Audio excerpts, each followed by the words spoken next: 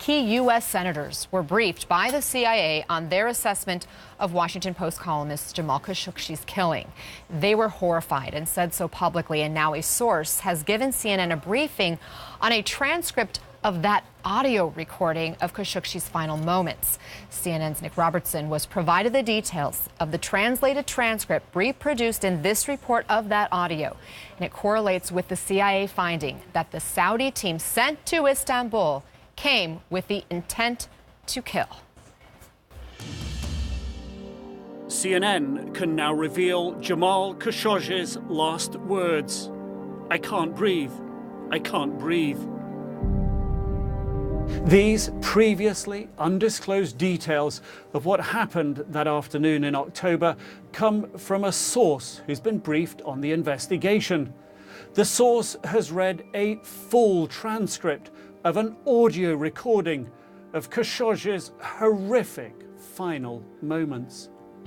Within moments of his fateful steps into the consulate, Khashoggi recognizes someone, asks why they are there. The answer: "You are coming back." According to CNN's source, the Turkish transcript identifies that person as Mahir Abdulaziz Mutreb, a former Saudi diplomat and intelligence official working for Crown Prince Mohammed bin Salman, whom Khashoggi knew. Khashoggi is clearly alarmed and replies, "You can't do that. People are waiting outside for me." According to the source, the conversation ends right there. The transcript indicates noises as people set upon Khashoggi, and very quickly Khashoggi can be heard saying, "I can't breathe." He repeats it again, "I can't breathe. I can't breathe." What happens belies initial Saudi claims. His death was a grave mistake. CNN's source says it's clear from his reading of the transcript Khashoggi's murder was no botched rendition attempt, but the execution of a premeditated plan to murder the journalist. But it is what happens next that is really horrific. The transcript records many voices and noises, then says "scream" from Jamal, again "scream", then gasping. Noises are identified as saw and cutting. Then a voice Turkish authorities identify as Dr. Saleh Mohammed Al-Tubaiki, the head of forensic medicine at Saudi Arabia's Interior Ministry. He says, "If you don't like the noise, put your earphones in or listen to music like me." According to the source, Mutreb, the apparent leader of the team, makes at least 3 phone calls during the murder to a number Turkish officials identify as being in the Saudi royal court. Only Mutreb's side of the conversation can be heard, but there is no sense of panic or of an operation gone wrong. Mutreb tells the person in Riyadh, "Tell yours," that the source takes to mean your boss or your senior, "the thing is done. It's done." CNN reached out to Saudi officials to get a response from those named in this report and were told Saudi security officials have reviewed the transcript and tape, and nowhere in them is there any reference or indication of a call being made. A Saudi source close to the Saudi investigation says both Mutreb and Tubaiki deny making phone calls. And while the transcript provides no smoking gun directly tying Crown Prince Mohammed bin Salman to the killing, it seems to echo Senator Lindsey Graham's sentiments after hearing the CIA's assessment of Khashoggi's killing.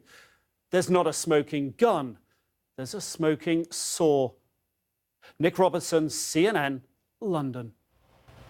CNN shared our source's detailed description with the office of that senator who was briefed by the CIA early this week, and we were told that the CNN report of that transcript was consistent with the briefing the senator received.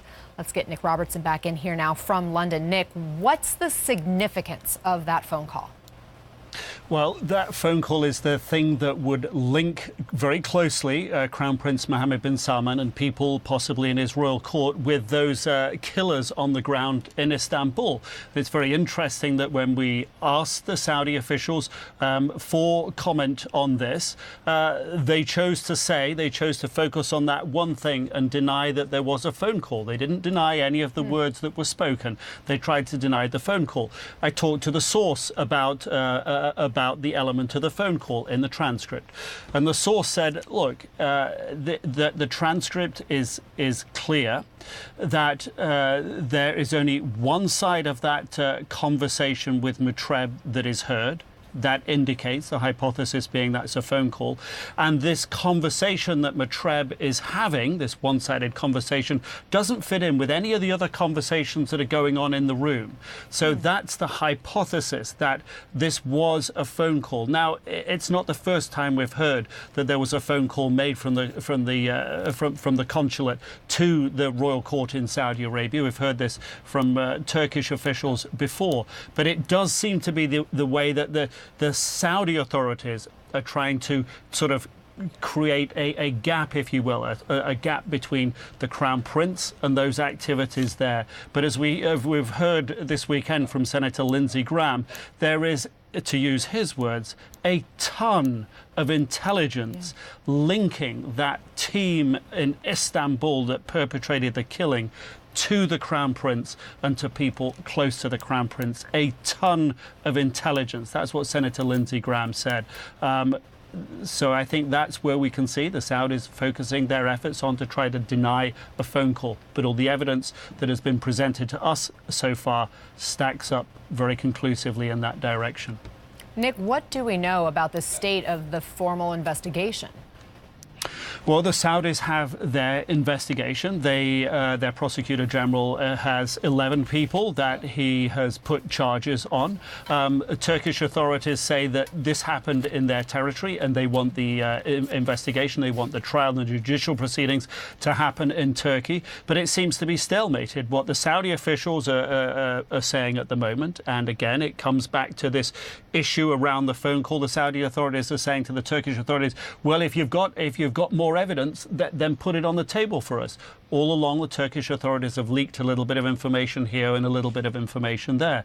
But the Saudi authorities seem to be trying to explore and figure out from whoever they can what other information may be out there so that they can perhaps present a narrative that fits around all that other evidence. So at the moment, the investigation, it appears to be, from my understanding at the moment, to be essentially stalemated. The Saudis saying to the Turkish authorities, give us more, and the Turkish authorities saying, no, give us the men to put them on trial. We've got the evidence here.